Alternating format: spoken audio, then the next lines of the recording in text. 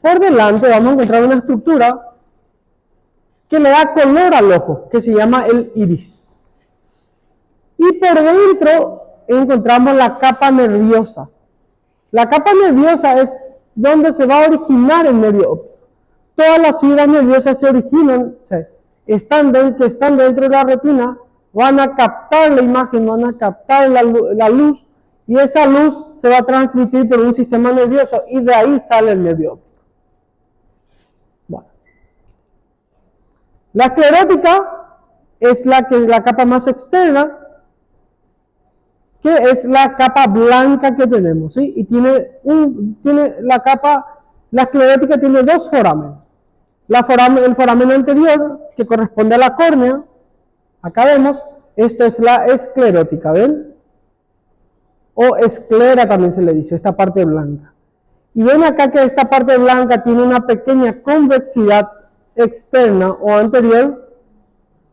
Esta es esto, lo que no se ve, que se llama córnea.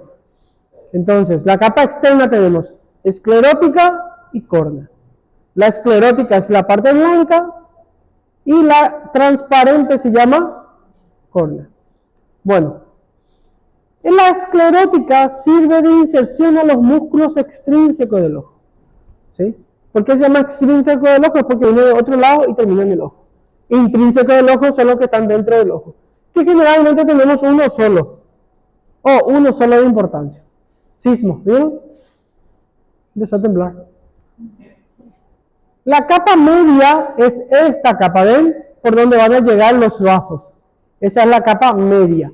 Y la capa media tiene también esto que se llama el cuerpo ciliar. Y después esto se va a prolongar con lo que es el iris. El cuerpo ciliar, acá con el iris, tiene un pequeño músculo, el músculo ciliar, que nosotros vemos esto. Esto que vemos acá se llama iris. Esto se llama esclera. Y acá esto se llama limbo de la esclera. ¿Sí? Limbo de la esclera. El limbo de la córnea, también se le llama limbo de la córnea. El iris que le da color al ojo a través de estas trabéculas que tenemos. Esto es una enfermedad. ¿Por qué? Porque tiene un color diferente, ¿verdad? Se llama heterocromía ocular, ¿verdad? No es una enfermedad, es una malformación en realidad. Y van a ver, en embriología, una de las patologías que más se pregunta es el famoso coloboma auris. Que esta parte falta una parte del iris. ¿Verdad? Y ven acá que el iris delimita este orificio. Ese se llama pupilas. Las pupilas son esfínteres de luz. ¿Por qué? Porque si yo me alejo de la luz, ¿qué va a pasar con las pupilas? Las pupilas, a través de él, va a penetrar la luz. Entonces, cuando yo me alejo de la luz, las pupilas se van a dilatar. ¿Por qué? Porque necesitan más luz. Cuando nosotros estamos en plena oscuridad, nuestras pupilas están así de dilatadas. ¿Sí? Cuando nos acercamos a la luz, las pupilas se van a achicar. ¿Sí? Las pupilas cuando se dilatan se llaman midriasis. Cuando se achican se llaman miosis. Siéntate ahí. Siéntate ahí. Sí. Y mírale a ella. Mírale solamente a ella. Bueno. Van a hacer esto. Su compañero le va a mirar a ustedes y la luz tiene que entrar desde la región temporal a la región nasal sin llegar directamente a poner por la pupila. ¿Sí? Tiene que ser así. ¿Estamos? Mírense. Mírale cómo va a... ¿Qué pasó con su ojo? ¿Ves? Sus pupilas. Mira sus pupilas. Mira ahora. ¿Se achica o no se achica? Ustedes dos. Yo tengo el ojo más grande, entonces. ¿Sí? Sí, mío. Ah, entre ustedes ahí, si quieren.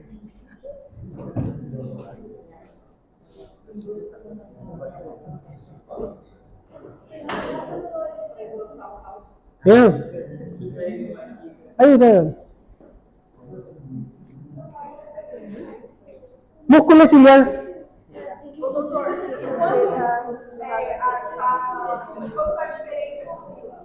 Lo voy a explicar ya.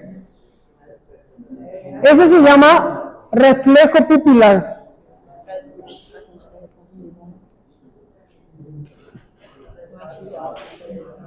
El reflejo pupilar es un reflejo que nos permite evaluar si algo está pasando. Una de las cosas que puede decirnos es que si algo está pasando dentro del cerebro.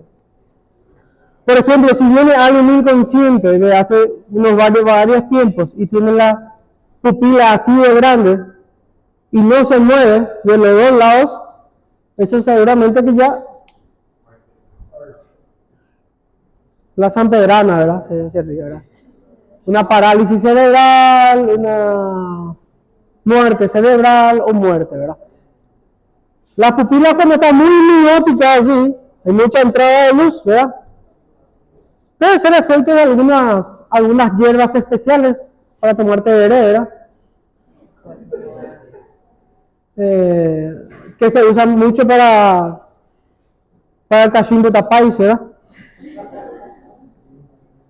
Ahora, cuando la pupila a un lado está así y el otro lado está así chiquitito, eso se llama anisocoria. También eso identifica que algo está pasando de un lado del cerebro. Por ejemplo, ¿cómo se llama la arteria que recorre la cara del endocraneal del parietal y del temporal? La arteria meningia media. La arteria meningia media, cuando nosotros nos golpeamos, fácilmente se revienta. ¿Qué pasa con esa arteria meningia? Reventó, entonces va a haber sangrado. Y como esa hemorragia no se ve y no puede salir, ¿qué pasa? Le empuja al cerebro. Y la sangre le irrita al cerebro. Entonces esa sangre puede causar una miosis de un lado y del otro lado va a estar midriático. Entonces se llama anisocoria. Es un signo de gravedad en los traumatismos craneales. Bueno, ¿dónde me queda? No sé por qué no. Quando dá a conjuntivite, o que inflama ali? O que vai ficar inflamado? La conjuntiva, esto, la esclera. Bueno, acá, córnea, ¿verdad? La córnea es un protector transparente del ojo. Es un protector del iris, ¿verdad? Acá. Y ven acá, esto es el iris, esto es la pupila y esto es la córnea. Ven acá esta cavidad. Por ahí hay agua. Hay una cavidad que se llama cuerpo acuoso y adentro tenemos un líquido que se llama humor acuoso. Entonces el humor acuoso es un líquido que está por detrás de la córnea y por delante del iris. ¿Sí?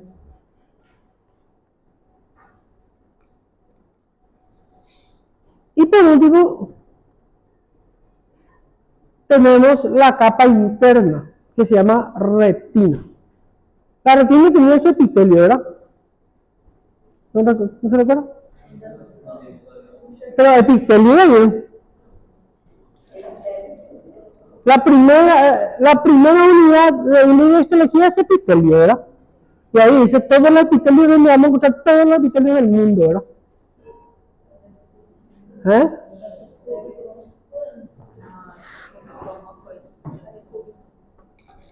¿Debe ser o no debe ser?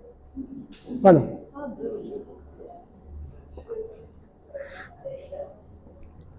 Pero tengo mucha sed.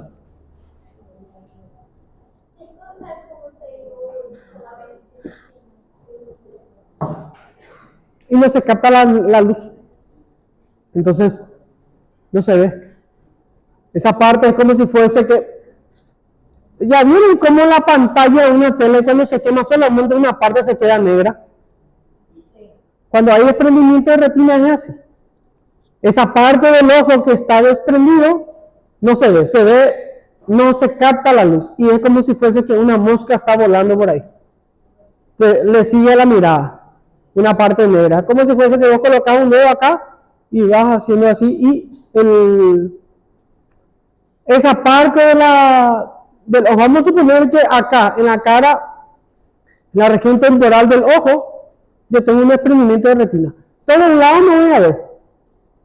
Se va a quedar negro, ¿verdad? Es como si fuese que se quemó esa parte y no refiere a la luz. Se puede concertar seguramente, en realidad, no sé. Bueno, la capa interna de la retina, la capa interna está representada por la retina, ¿verdad? La retina es el que constituye el órgano receptor de las imágenes, del sentido de la vista. O sea que la retina es prácticamente la mucosa del ojo, en donde va a haber unas células especializadas donde van a captar la luz y van a captar las imágenes. Esa luz y esas imágenes van a mandar señales al cerebro a través de un cable. Y su cable se llama nervio óptico. ¿Sí? Entonces, la central en donde va a llegar la información es el cerebro. En donde se genera la información es el ojo. Y por donde va a viajar esa información se llama nervio óptico. Además de ser una capa nerviosa, la retina también tiene vasos sanguíneos. ¿Ven acá? Esos vasos sanguíneos, acá, estos vasos sanguíneos son los que sufren en dos de las enfermedades más frecuentes del mundo. ¿Cuáles son? No, la más frecuente del mundo. Diabetes y hipertensión. ¿Qué es lo que pasa con los pacientes que tienen presión alta, muy alta o demasiado alta? La tensión de las paredes de la arteria están aumentadas, están así, reventando, ¿verdad? Generalmente existe la retinopatía hipertensiva.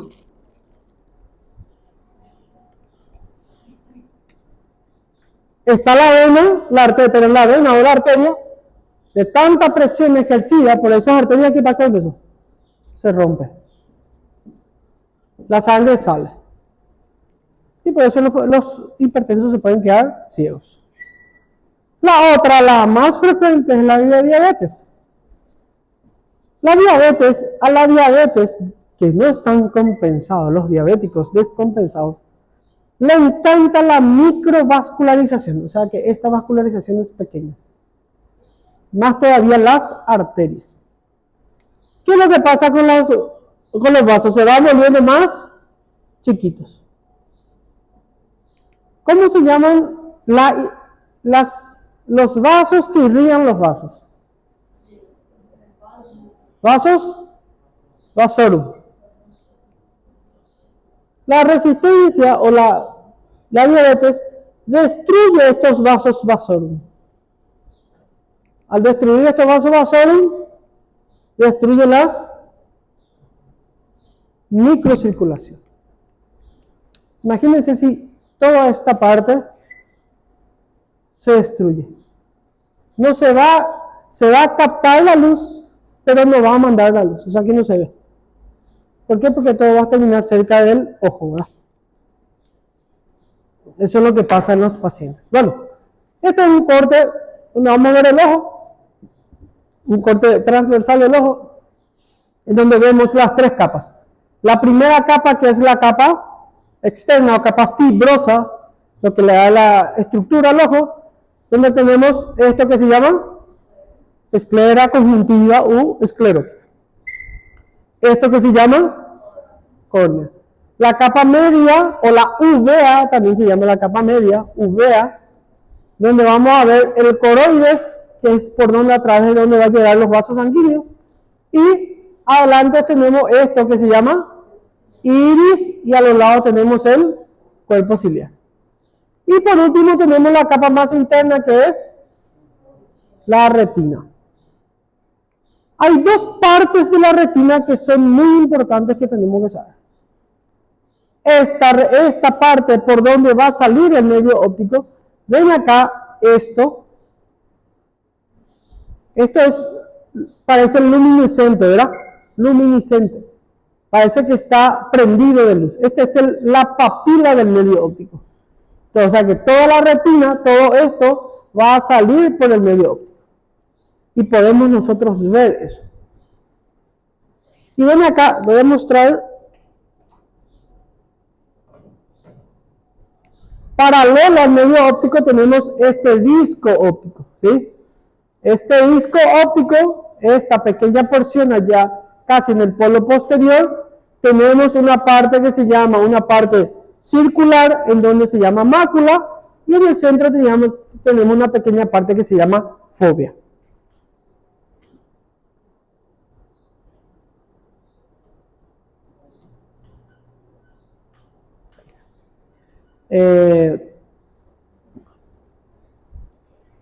O punto ciego también se llama la fóvea.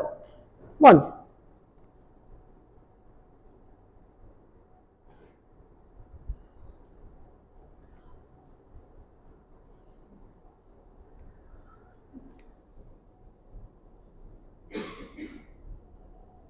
Si nosotros vamos a ver el ojo de alguien, cuando vamos a consultar con los oculistas o los oftalmólogos, lo que nos hacen es esto. Nos meten un aparato en el ojo, nos dilatan la pupila y vemos el ojo. O sea que lo que lo estamos viendo es la retina, ¿sí? Todo esto es la retina, todo esto es la capa vascular, que van a salir de la... ¿Qué arteria va a estar acá? Acompañado del nervio. La arteria oftálmica, ¿sí? Junto con su vena. Bueno, esto es la retina, acuérdense de eso, retina. Esto es la papila del nervio óptico, que siempre va a ser más brillante que el resto. O sea que esto es el nervio óptico. Y al lado, un poco lejano, tenemos esto, lo que es el disco óptico. Este disco óptico, ven acá, que tiene una... es un poquito más oscura que el resto de la retina, ¿sí? Esto se llama mácula. Esta mácula es el centro donde mayormente se va a recibir los rayos luminosos. O sea que acá los rayos luminosos todos se van a concentrar acá, ¿sí? Entonces esto se llama examen de fondo de ojo. Lo que se ve es la mácula, se puede ver a veces el desprendimiento de la retina. Y esto es uno de los muy importantes, papila del nervio óptico. La papila del nervio óptico puede tener otro halo. ¿Saben lo que es un halo? Halo. Bueno. Halo. Estoy ligando como 6. Un halo es algo que le rodea a algo. ¿Sí? Halo, no aro, halo. ¿Cómo es en...? Ayo, no, mentira, halo. No sé realmente. Ven acá, este pequeño halo que está acá. Imaginariamente se ve un color medio naranja alrededor de este amarillo, ¿verdad? Esto se puede volver más grande. A esto, cuando se vuelve más grande, se llama edema de la papila óptica o papiledema. ¿Para qué nos sirve eso? Si supongamos que este es el cráneo tiene dentro todo el sistema del encéfalo, ¿verdad? Y el encéfalo es un órgano o es un parénquima bien gelatinoso, friable, etcétera, etcétera. ¿Cómo está compuesto la bóveda craneana? De huesos, ¿verdad? Es un sistema óseo. La caja torácica está compuesta por hueso, cartílago y músculos. La caja abdominal o el continente abdominal es prácticamente muscular. ¿Qué pasa si dentro del intestino, el intestino así delgado, se tranca o se obstruye? ¿Qué va a pasar con el intestino que está antes de la obstrucción? ¿Qué pasa con el intestino? Es un órgano muscular. Entonces, se puede cargar y se puede distender. Bueno, entonces, ¿qué va a pasar con el intestino? Va a dilatarse. ¿Qué hay dentro del intestino? ¿Qué pasa por dentro del intestino? Líquido intestinal. Entonces el líquido intestinal va a venir acá, va a encontrar lo que no puede pasar y se va a ir juntando. Y esto se va a ir juntando y va a dilatar el intestino más hacia atrás, más arriba, más arriba. ¿Y qué va a pasar con la panza, con el abdomen? Va a hinchar. ¿Sí? O sea que aumentó la presión del abdomen. Al aumentar la presión del abdomen, los músculos abdominales se distienden y se ve la panza así, ¿verdad? O sea, yo estoy obstruido, no estoy gordo. ¿Qué pasa en el intestino? Consulta. Los diabéticos que no se bajan, no orinan más. ¿Dónde se cae? ¿En la panza o...? Los diabéticos, que no orinan más, los diabéticos que ya no orinan, como también hay microcirculación en el ojo, donde también hay microcirculación en el riñón, en la nefrona. Se destruye la nefrona y tiene una insuficiencia renal. Ya no funciona el riñón. Entonces no puede orinar, no pasa. Llega la sangre, llega el desecho tóxico dentro del riñón, pero no se filtra. Todo esto pasa otra vez hacia el torrente sanguíneo. Entonces el líquido se va a acumular por todas partes. No, solamente la panza. Tenemos la tráquea, seguido en bronquio, bronquiolos. ¿Y cuál es la unidad terminal del aparato pulmonar? Alveolo, ¿verdad? Que son formaciones saculares.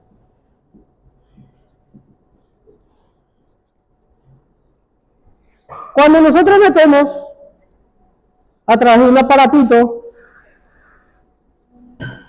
metemos la mayor cantidad de humo y sacamos otra vez, volvemos felices. Así parece lo que...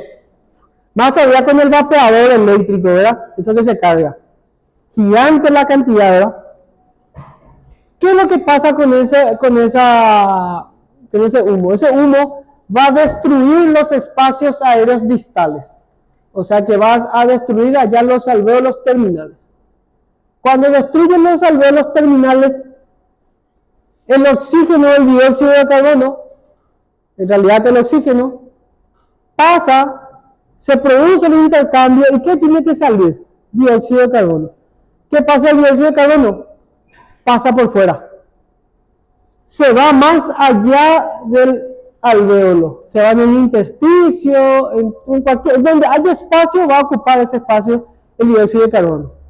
¿Qué va a pasar con el tórax? Con el pulmón si hay mayor cantidad de dióxido de carbono que no está saliendo y yo estoy metiendo aire, ¿qué va a pasar con el pulmón? Va a aumentar el volumen. Al aumentar el volumen del pulmón va a aumentar la presión dentro del tórax. ¿Y qué va a pasar con el tórax? Las costillas son así, ¿verdad? Entonces se convierte en así y los espacios intercostales así de grandes. Aumenta el perímetro torácico. ¿Cómo se ve eso? En aquellas personas que parece que su tórax parece un barril, el barril de Chavis, el barril de Chao. O sea, por eso se llama tórax en barril o tórax en tonel. ¿Por qué? Porque se produce un aumento de la presión. En síntesis, lo que quiero hacerle entender es que tanto en el tórax como en el abdomen, que son sistemas que tienen músculos, al aumentar la presión, esa presión tiene que ser muy crónica para que le cause alguna enfermedad real al paciente o para que se manifieste dentro del paciente o dentro de una persona. ¿Por qué? Porque el sistema compensatorio va a ir compensando con aumento del perímetro de cualquier cosa, ¿verdad? Excepto en el intestino que es rápido, ¿verdad? Ahora, dentro del cráneo, ¿qué es lo que pasa con el cráneo? Es hueso, ¿verdad? Y al ser hueso, tiene un solo orificio gigante que se llama el agujero magno. Nosotros en el cerebro tenemos contados los elementos, no tiene que faltar ni no tiene que pasar. Si pasa si hay algo más dentro del cerebro, ¿qué va a pasar con el cerebro? Va a aumentar la presión. ¿El cráneo se va a distender? No, porque es hueso. Entonces, ¿qué pasa con la arteria meningia media cuando se rompe? Se llena de sangre. ¿Qué pasa con el cerebro? Con el lóbulo cerebral va a empujar el cerebro del otro lado. Y va a ir comprimiendo, llenando de sangre. Al llenarse de sangre, aumenta su presión. ¿Y cómo podemos ver ese aumento de la presión? Este halo se vuelve gigante. Se llama papiledema. O sea que, si yo veo que alguien, ¿y cómo se manifiesta eso? Con una persona que viene y vomita sin tener náuseas. Empieza a vomitar. En forma de manguera, en chato. Cefalea, algún comportamiento diferente. Le miro el ojo y veo que esto está aumentado. Significa que tengo que perforarle el cráneo. Le meto un taladro. ¿Para qué? Para que salga la sangre y a través de salir la sangre, ¿qué va a hacer también? Va a salir la presión y va a mejorar. No estamos tratando la enfermedad, estamos tratando la consecuencia nada más. Estamos dando tiempo. Eso se llama hipertensión endocraniana. Y la hipertensión endocraniana, ¿por dónde es? El único lugar por donde va a escaparse alguna presión a través del foramen magno. Y el foramen magno, por ahí va a pasar un aparato que se llama médula espinal. Y por encima de la médula tenemos una región que se llama bulbo, ¿verdad? Y en el bulbo, justamente ahí, existen unos centros respiratorios y cardiovasculares. ¿Qué pasa si el bulbo, que es así de grande, pasa por un orificio que es así chiquito? Se llama hernia. Al tratar de pasar, se van a destruir las fibras y se van a destruir los centros respiratorios y cardiovascular. Entonces, ¿qué va a pasar con el que tiene esa hernia vulvar? Hacia arriba, ¿verdad? Muerto. Entonces, por eso es peligroso la hipertensión endocraniana. También se puede ver en muchas otras patologías, pero como es anatomía, les representa anatómicamente. Bueno, la vascularización va a venir a través de la vena oftálmica, pero la arteria oftálmica, rama de la carótida interna.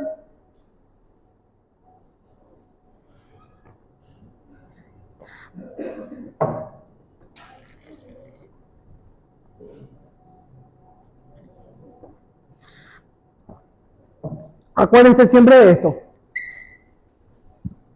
La papila del nervio óptico vamos a ver en el campo nasal del ojo, o sea que en el campo interno del ojo. Y la mácula, el disco, vamos a ver en el campo externo del ojo. La papila es en donde va a juntarse todas las fibras nerviosas de la retina para formar el nervio óptico. Y la mácula es el mayor centro de información de la luz del ojo.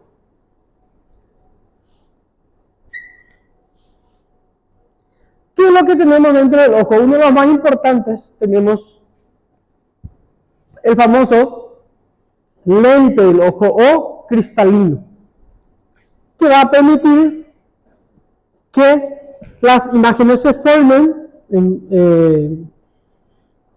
y tengan su nitidez, ¿verdad? ¿Dónde está el cristalino? Está por detrás del iris, tapizando prácticamente la cara posterior de las pupilas. Aproximadamente tiene 1 centímetro de diámetro, 5 milímetros de espesor y está separada de la córnea aproximadamente a 2 milímetros. Entonces, si miramos, vemos, esto es la esclerótica, la córnea, tenemos el iris y entre la córnea y el iris tenemos una parte que se llama el humor acuoso, agua entre la córnea y el iris. El orificio del iris se llama pupila y por detrás del iris y por delante de este que se llama cuerpo vítreo, que le voy a explicar ya qué es, tenemos el cristalino o lente. La capa media, acuérdense, o uvea, tenemos el coroides, por donde va a llegar toda la región de la sangre, los cuerpos ciliares y músculos ciliares, que van a permitir la dilatación o la constricción de la pupila. Y por último tenemos la retina. Ven acá la retina donde empieza y todo va a terminar a dónde, en el nervio óptico, acompañado de su arterial afterotalmica.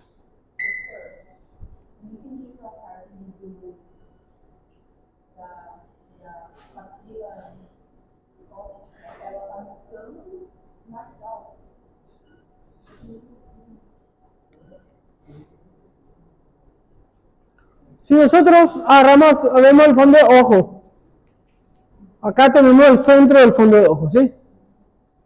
¿Hacia dónde vamos a ver la papila duodenal? ¿Hacia la región nasal o hacia la región temporal? Hacia la región nasal. O sea que cerca de la nariz, por eso se llama región nasal o campo nasal.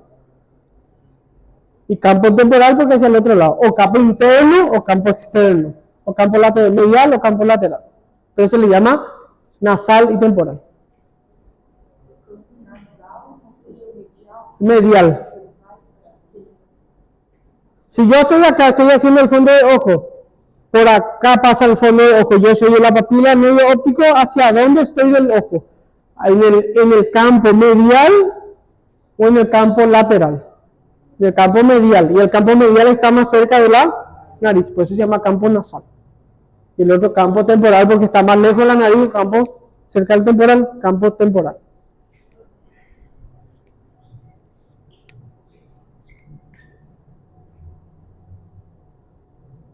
Bueno, dentro del ojo tenemos esto, que es una sustancia gelatinosa que se llama humor vítreo. El humor vítreo va a estar contenido dentro de una cápsula, y esa cápsula se llama cuerpo vítreo. Y el cuerpo vítreo es lo que va a ayudar a las refracciones, o ayudar a formar las imágenes, que va a estar entre el iris, el cristalino y la papila óptica. Casi dije papila duodenal. Entonces, dentro del ojo vamos a encontrar 3 estructuras. Entre la pupila, entre el iris y la córnea se llama humor acuoso.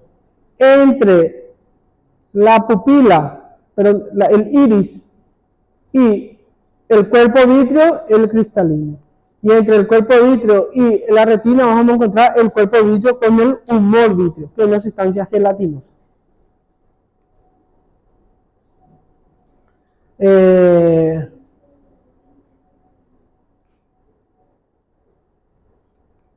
Esta sustancia gelatinosa es la que le va a dar incluso la forma al ojo, ¿verdad? Por eso el ojo, cuando nosotros sacamos el ojo y tocamos el ojo, parece una superficie elástica, ¿verdad? Se deprime, pero vuelve a su normalidad después. Por eso, porque tiene mucho líquido y la ecografía le gusta mucho los líquidos, por eso se puede hacer ecografía del ojo, por ejemplo. Se puede hacer la ecografía ocular. Se le coloca un traductor y se ve el ojo. Bueno, todo esto no va a funcionar si nosotros no tenemos músculos del ojo. Y hay 6 músculos. Rectos, que son 4, superior, inferior, lateral y medial, y el oblicuo superior del ojo y el oblicuo inferior del ojo. ¿Para qué sirve esto? Para darle movimientos al ojo. Por ejemplo, si se contrae este ojo, ¿qué va a hacer este ojo? Va a mirar hacia adentro. Mi pila es el problema. Hacia adentro. Entonces, cuando algo se junta en el cuerpo, ¿cómo se llama? Aducción. Cuando este se contrae, ¿qué va a pasar con el ojo? Se va a lateralizar. O sea que va a hacer un movimiento de abducción. Cuando esto se contrae, elevación. Cuando esto se contrae, descenso. Cuando esto se contrae, ¿qué va a pasar con el ojo? Va a... Muy bien. Va a rotar el ojo, ¿verdad? Si se contrae acá, ¿qué va a pasar con este ojo? Esta parte del ojo va a llevar hacia acá. Se va a torcer el ojo. Y si se torce hacia adentro, ¿cómo se va a llamar? Intorsión. Intorsión. Y extorsión. Cuando nosotros movemos la cabeza y miramos algo fijo, hacemos esto, siempre la imagen se queda en el mismo lugar, ¿verdad? Si yo hago esto, miro este ojo y miro así, yo sé de que este está arriba, nunca se mueve esto. Entonces, esto permite el movimiento de intorsión y extorsión. Y acá es muy fácil recordar cuáles son los nervios que le inervan a los músculos. 3 nervios que van a inervar todo esto. El recto lateral tiene un nervio. ¿Qué hace el recto lateral? Abducción. Entonces viene el abducens, que es el sexto par craneal. El oblicuo superior tiene el troclear. ¿Cómo también se le llama al troclear? ¿Y qué hace Tony Stark cuando algo es patético? Así. Así es, ¿verdad? Patético, ¿verdad? Entonces, esto es del patético. Y el resto es del motor ocular común u oculomotor. O sea que el recto superior, el recto medial, el recto inferior y el oblicuo inferior es territorio del motor ocular común u oculomotor. Si no me creen, acá está. Recto lateral, sexto y cuarto el oblicuo superior. Bueno, para que este músculo se contraiga, para elevar el ojo hacia arriba, este músculo se tiene que relajar. Este movimiento, ¿cómo se llama? O sea que, ¿cómo? Se llama músculos antagónicos, donde uno tiene que ayudarse. Mientras que uno trabaja, el otro se tiene que relajar. O sea que, para que yo mire hacia la izquierda, ¿quién se contrae? ¿El recto lateral del lado izquierdo? ¿Verdad?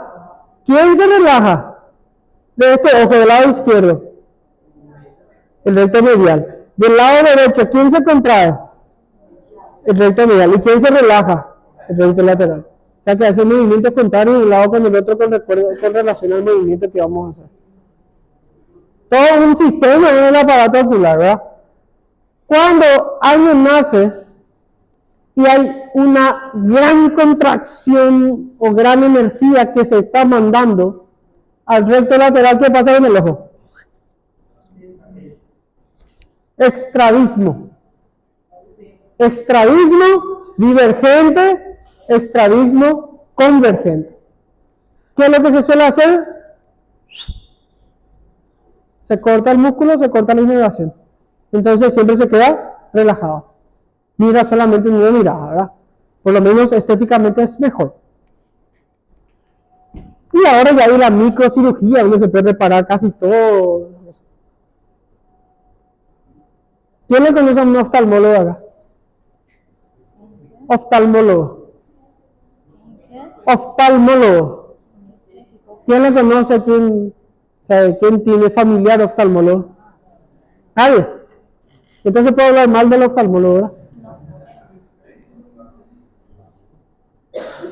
Si ustedes quieren en el día de mañana, quieren ganar dinero, trabajar de lunes a viernes, trabajar de 7 horas a las 11 y entrar a las 2 de la tarde y salir a las 5 de la tarde, tienen que hacer dos cosas. Ganar dinero, dije. O ser dermatólogo o ser oftalmólogo. No hay otra cosa. Si quieren la vida tranquila, light, tranquilo, sin problema. Mas é um negócio meio de dinastia, passa de pai para filho esse negócio, né? Se quem que acorda e fala, eu quero ser hospital, muito difícil, né? Porque las patologías dermatológicas, si un paciente tuyo si yo tengo un paciente dermatológico, ese paciente para toda la vida va a ser mi paciente. Nunca va a dejar de ser mi paciente. ¿Por qué? Porque todo se trata con corticoides, ¿verdad? Y tengo mi compañera que es dermatóloga y que odia que le diga esto, ¿verdad? Bueno, todo se trata con corticoides. Pero los corticoides no se puede usar mucho tiempo, entonces le saca el corticoide, le pone el corticoide. Le saca el corticoide, le mete el corticoide. O sea, siempre para toda tu vida va a ser tu paciente. ¿Qué pasa cuando nosotros que somos medio ciegos, ¿verdad? Nos vamos junto a él, oftalmólogo. Y periódicamente nos vamos junto a él, oftalmólogo. Y nunca dejamos de ser paciente del oftalmólogo. Y siempre el oftalmólogo está ganando plata hasta que te diga, sabes que tenemos que operarte. Entonces ahí ya... Mas também para investir naquela aparelhagem lá, deve ser barato.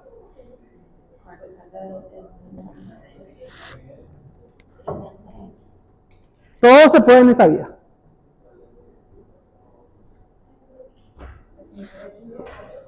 Pero yo siempre digo, esas dos especialidades, para mí particularmente, es olvidarse el resto de la medicina, ¿verdad?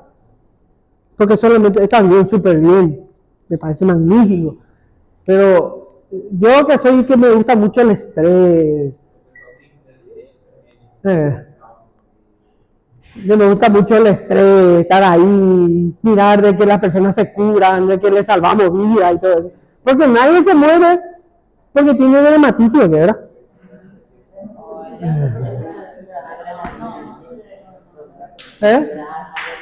Pero bueno,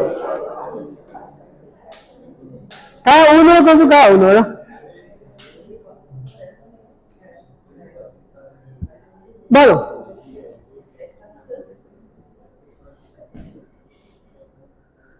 hay algo acá que le quiero mostrar ahora. No hay borrador, acá está.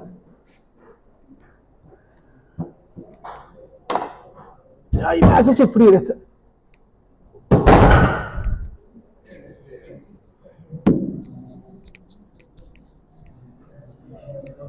Oh.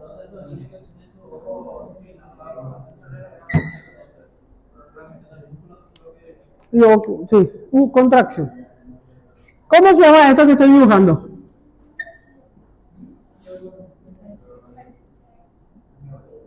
Neurona, ¿verdad? Medio fea mi neurona, ¿verdad? Pero bueno.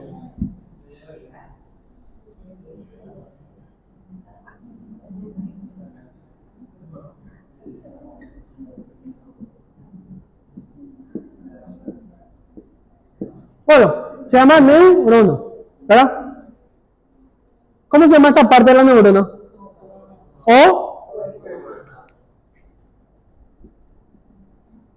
¿Cómo se llama esto? ¿Esto? ¿Y esto? Pielodendritas. ¿Cómo? Teledendritas. Bueno, ¿cómo llega la información al cuerpo? A través de las dendritas del axón. Dendritas. O sea que la información es ¿Cómo se llama cuando tenemos una fuerza externa llega al centro? Concéntrica o centrípeta, ¿verdad? Y cuando sale, centrífuga, ¿verdad? Por eso la centrífuga se llama centrífuga porque todo sale hacia afuera, ¿verdad? Bueno, las informaciones llegan a través de las dendritas, ¿verdad? Al cuerpo, y del cuerpo sale la respuesta a través del axón, ¿verdad? Bueno, siempre va a haber un lugar donde hay más cuerpo y donde hay más axones, ¿verdad? Donde hay más cuerpo o acúmulo de cuerpos neuronales, ¿cómo se va a llamar?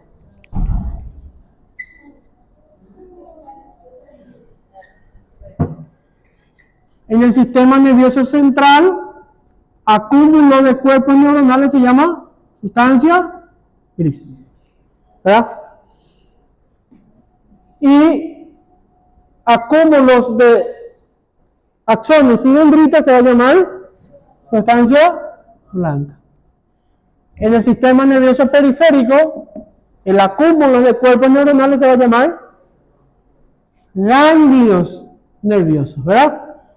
Y el acúmulo de axones y dendritas se llama nervios, ¿verdad?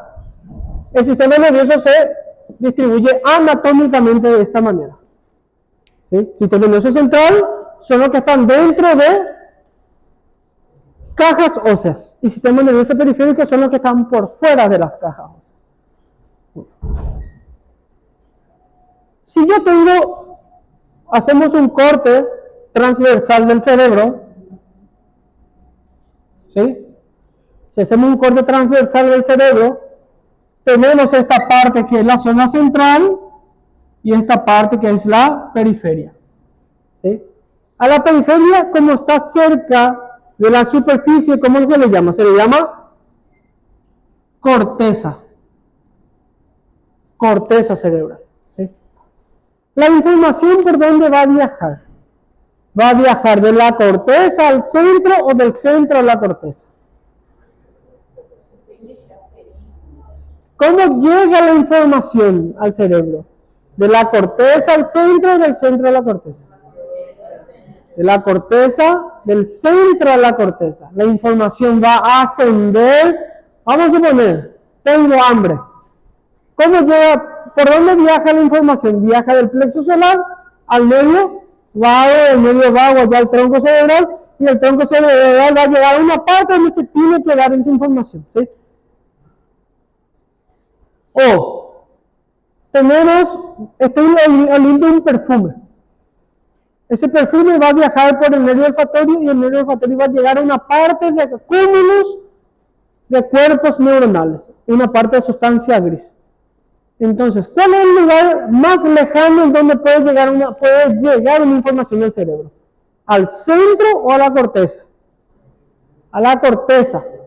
¿Por qué? Porque asciende a través del centro y se va a ir hacia las paredes. Más allá que esas paredes ya no se puede ir. Entonces, en el cerebro, el acúmulos de cuerpos neuronales es en la corteza. Entonces, sustancia gris es en la corteza, ¿sí?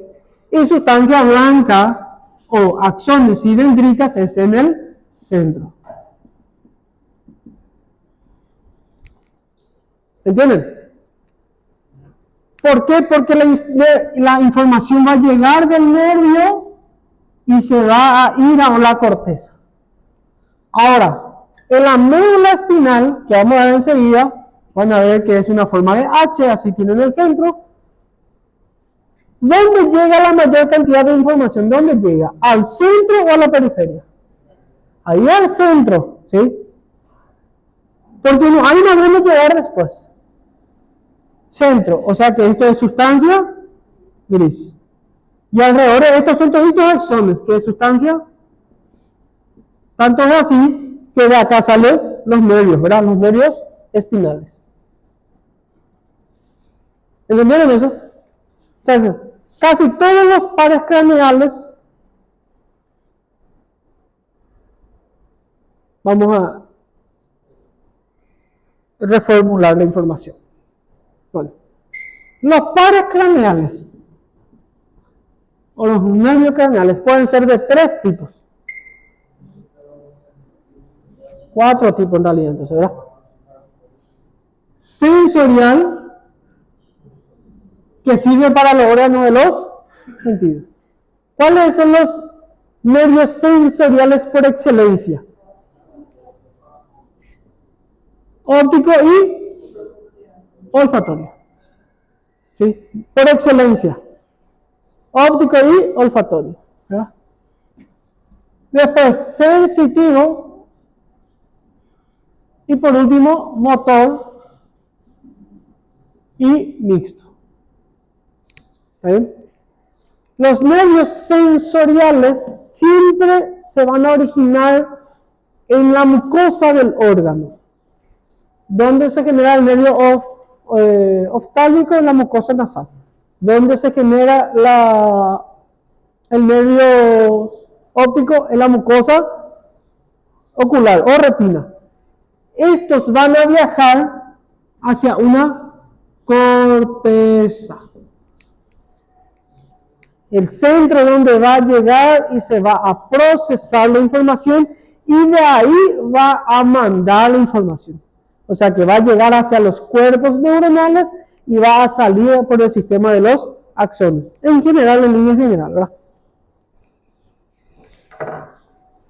Bueno, una vez que entendieron esto, el nervio óptico es un sistema de nervio sensorial. Si es sensorial, ¿dónde se genera la información? Se genera dentro del órgano. Ahí va a nacer el nervio. Va a originarse ¿dónde? En la capa más interna, que es la retina. Bueno, como vimos, acá no, el nervio no viene de esta manera. El nervio es de acá, de externo a interno, ¿sí? Empieza en el ojo a través de una capa que se llama retina y va a terminar en el nervio óptico, ¿sí? Una vez formado el nervio óptico va a atravesar un conducto que se llama, ¿cómo se llama este foramen? Conducto o foramen, que está delimitado por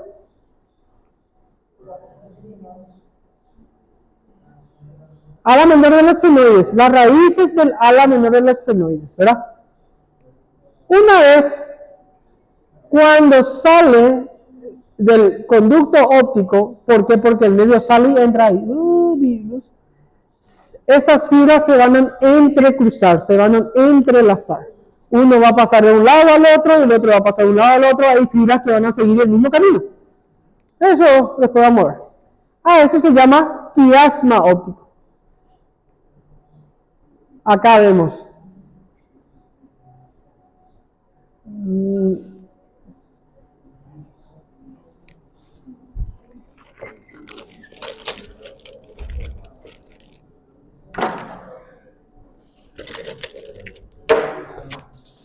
Mismo corazón. Creo que es un brazo, ¿verdad? Hidrocortisona.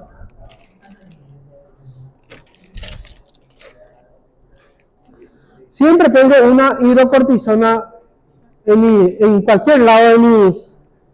Porque una vez casi dejé este mundo por una reacción inflamatoria.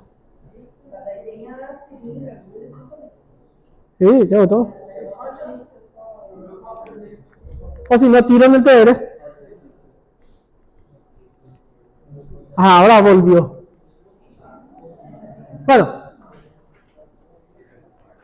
Entonces,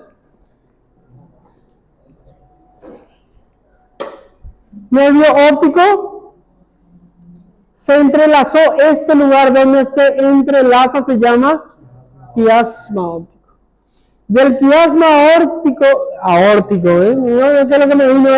Óptico, va a salir un nervio otra vez o una prolongación de ese nervio que se llama tracto óptico. Y ese tracto óptico va a recorrer una parte que se llama cuerpos geniculados, pero lo que quiero que vean acá, ¿en dónde termina? En la corteza cerebral, en la corteza del cerebro. Por esto no funciona nada. La corteza visual, o por donde vamos a recibir la información, donde se va a intercambiar, esto es lindo, esto es feo, esto es redondo, esto es gris, esto es negro, esto es blanco, todo se forma acá en la corteza occipital, allá en el lóbulo occipital, ¿sí? Bueno, para que entendamos acá, para que entendamos algo. Todo esto es el encéfalo. El encéfalo se divide otra vez en todo lo que está por fuera, o sea, que todo lo que está hacia arriba, que se llama telencéfalo, que está representado por los hemisferios cerebrales. El mesencéfalo es prácticamente la unión del telencéfalo con el tronco que está cerca, que es este lugar, y entre el tronco, el mesencéfalo y el telencéfalo tenemos un lugar que se llama cerebro medio o dielencéfalo, y etcétera, etcétera. Después vamos a ver eso. Acá, esto es lo que se llama, a esto nosotros le llamamos base del cerebro. Base del cerebro.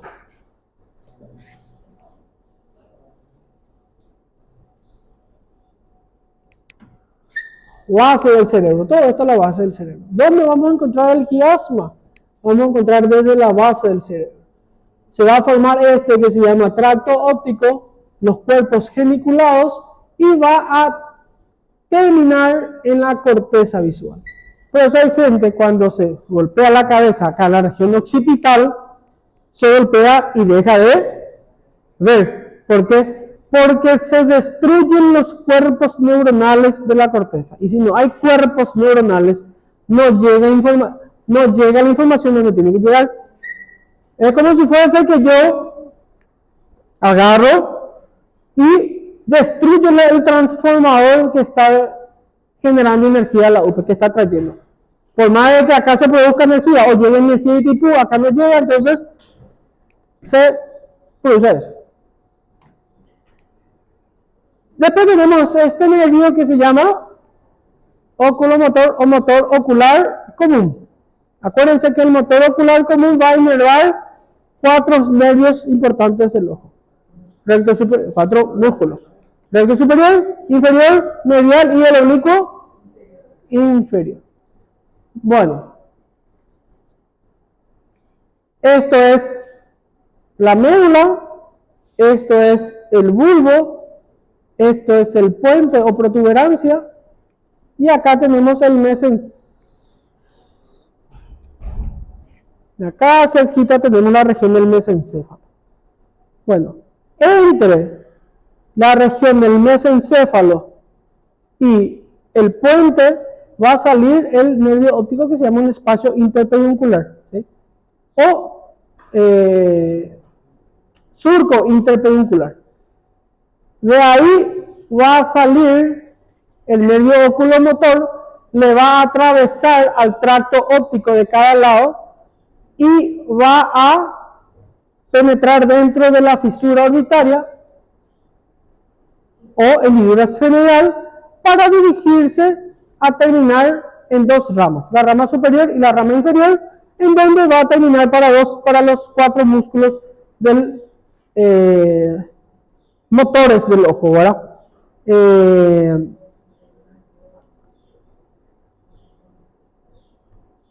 ¿Cómo les voy a decir?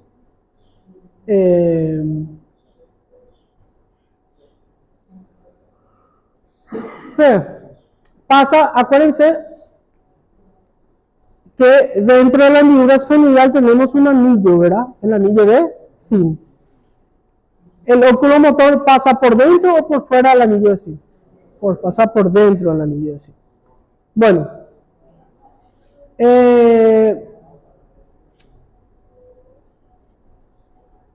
acá, es que en realidad tenía que haber empezado al revés mi clase, ¿verdad? Empezado por todo lo que es cerebro y después empezar a terminar con pares craneales. Pero bueno.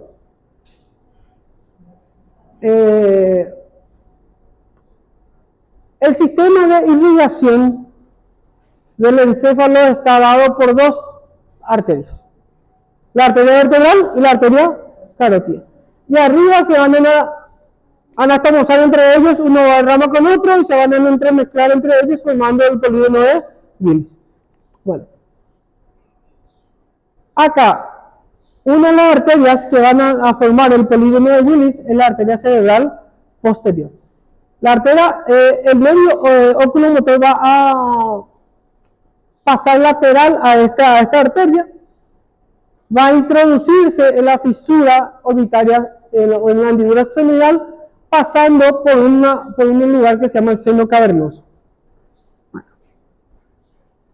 ¿Conocen las capas que tienen el cerebro que se llaman las meninges? Que son dura madre, aracnoide y cepilla madre. Bueno, la dura madre hay una parte donde se ensancha un poquito, donde hay un espacio, y ese espacio está recorrido por una sangre venosa, donde se llama senos. Senos de la dura madre o senos de la corteza, o sea, senos del cerebro. Y uno de esos senos está al lado o está a cada lado del cuerpo del esfenoides. Esos senos que están a cada lado del cuerpo del esfenoides se llaman senos cavernosos.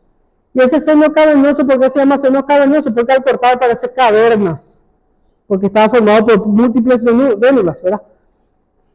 ¿Qué pasa con ese seno cavernoso? Es una forma triangular que vamos a ver después en la próxima clase. Que dentro de ese seno cavernoso pasa un nervio y una arteria. Y por fuera de ese seno cavernoso va a pasar algunas estructuras. Entonces, el nervio oculomotor se introduce en la pared, pasa lateral al seno cavernoso, atraviesa el anillo de Zinc y después va a terminar en la órbita dando dos ramas, la rama superior y la rama inferior. ¿Para quién? Para los músculos del ojo. ¿Qué son? El recto superior, el recto inferior, el recto medial y el oblicuo inferior. Y también va a dar una rama para el elevador del párpado superior. Posteriormente tenemos el patético, ¿verdad? Otro, claro, me gusta más llamarle patético por la mirada patética que hacemos, ¿verdad? Acuérdense, el nervio óptico es un nervio sensorial. El nervio oculomotor es un nervio motor. El nervio troclear es un nervio y el nervio abducens es un nervio motor. Casi todos son motores del ojo. No hay ramas sensitivas prácticamente, ¿verdad? Las ramas sensitivas del ojo ya vienen a partir de qué nervio. Fíjense, la rama oftálmica o del nervio de Willis, ¿verdad? Bueno. Café, vamos a terminar ya. ¿Dónde van a nacer? Nacer en el mesencéfalo. Acuérdense también de eso, como le dije. Los pares craneales que prácticamente son del ojo, el segundo, pero el tercero, el cuarto y el quinto nacen en el mesencéfalo. Va a atravesar la fisura orbitaria superior o la hendidura esfenoidal y va a terminar solamente para el músculo oblicuo superior. ¿Sí? Es el único nervio de todos los pares craneales que tienen todas las fibras cruzadas. Significa que van a cruzar sus fibras que emergen de la cara posterior del tronco cerebral. Bueno, rodea todo el mesencéfalo que está acá, va a rodear todo el mesencéfalo, va a pasar lateralmente al seno cavernoso. Ven acá, este es el cuerpo de los esfenoides, y acá va a haber un sistema venoso que se llama el seno cavernoso. Va a penetrar dentro de la hendidura esfenoidal, no pasa por dentro del anillo de Zinc, acuérdense de eso, y va a terminar solamente para un músculo que es el oblicuo superior del ojo. Y por último, uno de los nervios que me gusta el nombre, que se llama abducens, o motor ocular externo. El oculomotor es el motor ocular común, y este es el motor ocular externo. El motor ocular externo, ven acá, este es el puente y este es el bulbo. Puente y bulbo. Y acá hay un pequeño surco, ¿verdad?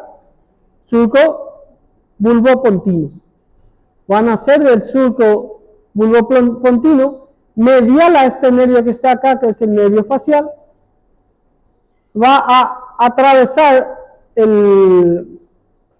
la hendidura esfenoidal y va a ir solamente para un nervio, que es para un músculo, que es el recto lateral, que es un nervio motor. Bueno. ¿Qué pasa con este nervio? Este nervio pasa por dentro del seno cavernoso, ¿sí? Junto con una arteria, que se llama. ¿Cuáles son los elementos que encontramos dentro del seno cavernoso? Si siempre se recuerdan, la arteria carótida, la arteria, sí, la carótida junto con una rama que va al ojo. ¿Cómo se llama? ¿La arteria? Si no me equivoco, es la arteria oftálmica. ¿Sí? Atraviesa la hendidura esfenoidal pasando por dentro del anillo de Sil y va a terminar en el recto lateral del ojo. Nosotros ya vimos fosas nasales. Bueno.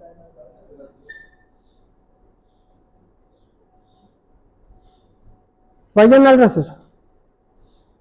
Porque acá